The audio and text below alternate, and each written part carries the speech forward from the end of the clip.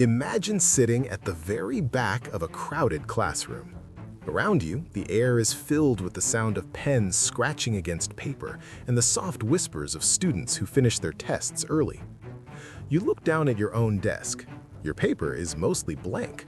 Your palms are sweating, and your heart is beating so fast it feels like it might jump out of your chest. You studied for 3 weeks for this exam. You stayed up until the sun came up, sitting in the kitchen while everyone else was asleep. You drank bitter coffee and read the same page 50 times. But now that you are here, the words on the page look like a secret code you can't crack. You feel a lump in your throat because you already know what is coming. In 2 days, that paper will come back with a giant red F at the top. You feel like a failure, not just as a student, but as a person. This is the moment you start to wonder, is this all there is for me? Am I just not built for this world? This was the daily life of a boy named Leo. Leo grew up in a house where school was the only thing that mattered. His parents were hardworking people who moved to a new country so their children could have a better life. To them, a better life meant a university degree, a white shirt, and a high-paying job in a tall office building. His father worked 10-hour shifts at a dusty construction site, coming home with sore muscles and tired eyes. His mother worked at the local library, surrounded by books and people who seemed to know everything. At the dinner table every night, the only question they ever asked was, "How was the test today, Leo?" For years, Leo had to look down at his plate and lie. He would say it was okay or fine, knowing that in a few days, the school would mail home another letter about his failing grades. He felt like he was living a double life, one where he tried to be the good son, and another where he was drowning in a sea of red ink. The shame was the worst part of it all. It wasn't just about the bad grades. It was the heavy feeling that he was letting down the 2 people who had sacrificed their entire lives for him. He started to believe the cruel voice in his head that told him he was lazy, or worse, that he was simply broken. He watched his friends get accepted into top colleges with scholarships. He watched them post pictures of their high scores and their bright futures on social media. Meanwhile, Leo felt like he was standing still in the mud while the rest of the world was moving forward at 100 miles per hour. He felt invisible in a school system that only rewarded people who were good at sitting still and memorizing facts. He started to hate the sound of the school bell. He started to hate the smell of old textbooks. He felt like a ghost walking through the hallways, waiting for someone to notice that he was actually trying, even if the results didn't show it. One rainy afternoon, the school called a special meeting that Leo would never forget. He sat in a cold, quiet office with his mother and the principal. The principal didn't look angry. He looked bored, which was even worse. He looked at Leo's file and sighed. He told Leo's mother that Leo was unreachable. He said that Leo simply didn't have the mental strength to handle high school subjects and that continuing was a waste of time for everyone. He suggested that Leo should stop trying to pass his exams and instead look for a simple job, something that didn't require any thinking, like picking up trash or working in a dark warehouse where he wouldn't have to use his brain. Leo saw his mother's shoulders slump. He saw her eyes fill with tears of disappointment. That was the lowest moment of his life. He felt like his future had been deleted before it even started. He went home and hid in the garage, wishing he could just stop existing. But the garage was where the magic was hidden. In the corner of that messy, dark garage sat an old, broken espresso machine that his father had found on the street and intended to fix one day.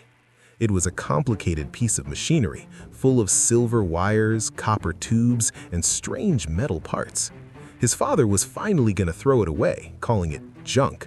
But Leo, having nothing left to lose and no homework he wanted to do, decided to open it up. He didn't have a manual. He didn't have a teacher standing over his shoulder telling him he was wrong. He just had his hands and a screwdriver. For the first time in his life, he wasn't trying to remember a date from a history book or a formula from a math class. He was looking at a real physical problem that needed a solution. He spent hours in that garage. He forgot to eat his dinner. He forgot to check his phone. He looked at how the water moved through the heater. He followed the path of the electricity with his eyes. He noticed a small piece of plastic that had snapped and was blocking a valve. It was a tiny thing, almost invisible, but it was the reason the whole machine didn't work. He cleaned it, reconnected the wires, and carefully put the machine back together. When he finally plugged it in and heard the machine hiss and hum to life, a feeling washed over him that he had never felt in a classroom.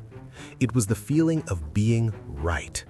He realized that he wasn't stupid, he was a systems thinker. He could see how things worked in the real world, even if he couldn't explain them on a piece of paper in a silent exam hall. This small win gave Leo a tiny spark of confidence that he had never known before. He started looking for other things to fix, not just machines, but situations. He noticed a local pizza shop down the street that was always losing money. The owner was a nice man, but his shop was a mess. People waited too long for their food, and the delivery drivers were always getting lost. Leo didn't show the owner a report card. He showed him a plan he had drawn on a napkin. He told the owner, "If you move the oven 3 feet closer to the counter and use this free app to track your drivers, you can deliver twice as many pizzas in the same amount of time." The owner was desperate, so he tried Leo's idea. It worked perfectly. The shop's profit went up by 30% in a single month. Leo realized that businesses are just big machines made of people and processes. And he realized that he was a master at fixing machines. When high school finally ended, Leo barely graduated. His GPA was one of the lowest in the history of the school. While his friends went off to famous universities to study law and medicine, Leo got a job as a basic salesman for a small tech startup. He was the low man on the totem pole. His job was to make 200 phone calls every single day to people who didn't want to talk to him. Most people would hate this job, but this is where Leo's failure at school became his greatest strength. You see, most people are terrified of failing. They're scared of someone telling them no because they've always been A students. But Leo had spent 4 years being told he was a failure. He was used to the red ink. He didn't care if 99 people hung up on him. He just kept calling until he got one yes. He knew that failure was just information, not a final sentence. Because he wasn't afraid of rejection, he became the top salesman in the company within 6 months.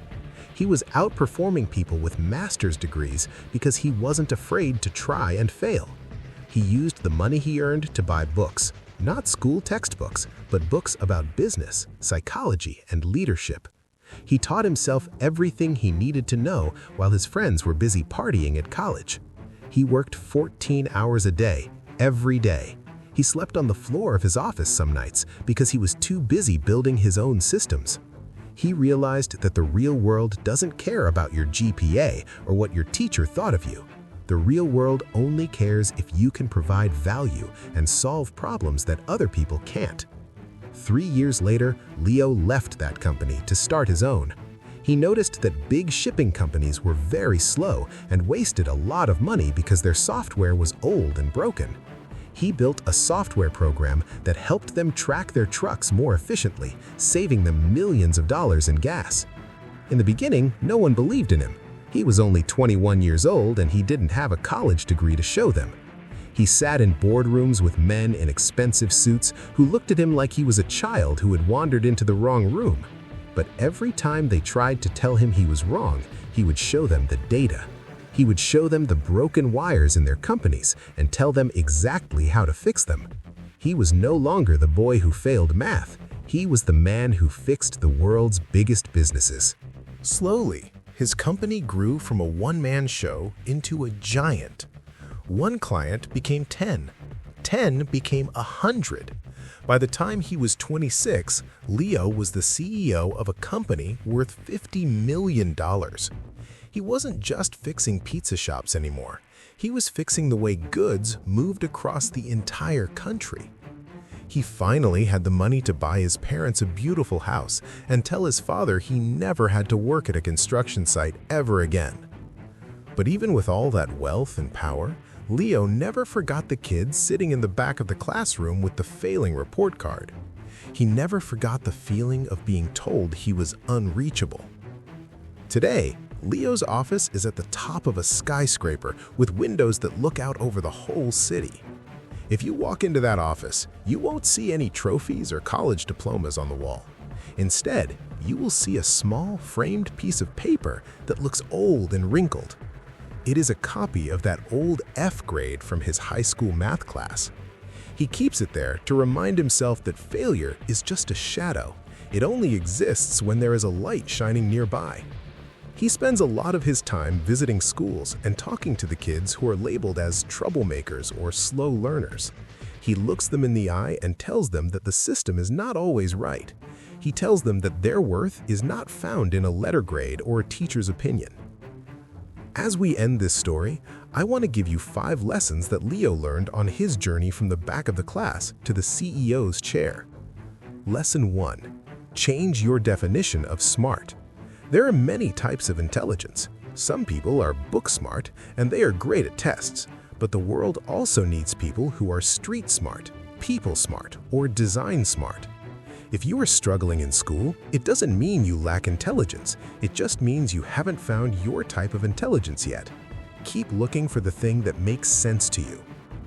Lesson 2. Use your failure as armor. If you are used to failing, you have a superpower that the perfect students don't have. You aren't afraid of making a mistake. In the business world, the person who can handle the most rejection and keep going is the one who wins. Don't let your mistakes make you hide. Let them make you brave and resilient. Lesson 3. Be your own teacher. The world is changing faster than any school curriculum can keep up with. If you want to be a CEO, a creator, or a leader, you have to be obsessed with learning on your own. Read books, watch tutorials, and talk to people who are already where you want to be. Your education is your responsibility, not your teachers or your schools. Lesson 4. The power of persistence. Leo didn't become a CEO because he was lucky or because he was a genius. He became a CEO because he refused to believe the lies that other people told him about himself. He worked harder than everyone else because he knew he had to build his own ladder. If you are at the bottom right now, remember that the view from the top is only possible if you start climbing. Lesson 5. Solve problems, don't just follow rules. The most successful people in the world are not the ones who followed every rule in school. They are the ones who looked at a problem and said, there has to be a better way. Train your brain to look for things that are broken and find ways to fix them. So, if you are a teenager or a young adult watching this right now and you feel like you are failing, I want you to take a deep breath. Your life is not a race that ends at age 18.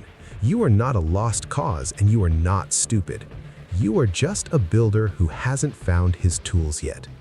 Don't let a bad grade define your future. Instead, use it as fuel to prove everyone wrong. What is one thing you've been told you are bad at that you secretly want to master? Leave a comment below. Let's encourage each other to look past the red ink and see the greatness inside. If this story meant something to you, please share it with a friend who might be struggling today. Remember, you are not a failure. You are a work in progress. See you in the next video.